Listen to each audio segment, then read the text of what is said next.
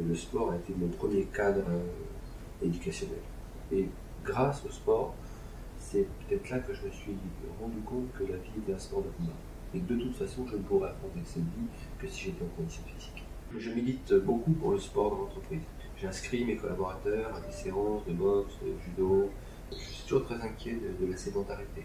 La sédentarité crée énormément de pathologies. Il faut essayer de faire en sorte que, y compris l'être humain, ne soit pas un univers anxiogène et pathologique. Il faut au contraire dire, prenez conscience que vous êtes une mécanique extrêmement. Et plus cette mécanique sera entretenue, plus vous serez prêt à affronter la vie, une vie qui est quand même par moments complexe et ambiguë. Donc si vous ne préparez pas physiquement, c'est compliqué. Tout vous pèse.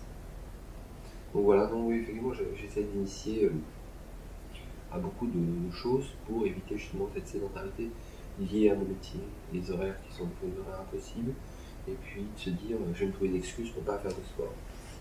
Et il y a trop de pathologies liées à mon métier qui peuvent être justement réparées par une condition physique.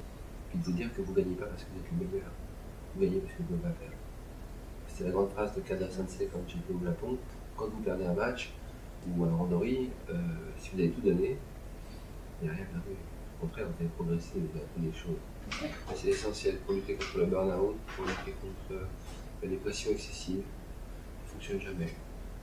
Quand vous mettez une pression excessive sur les collaborateurs, ça va mal finir. Ça, c'est faut le savoir. Et le sport permet de désamorcer tout ça.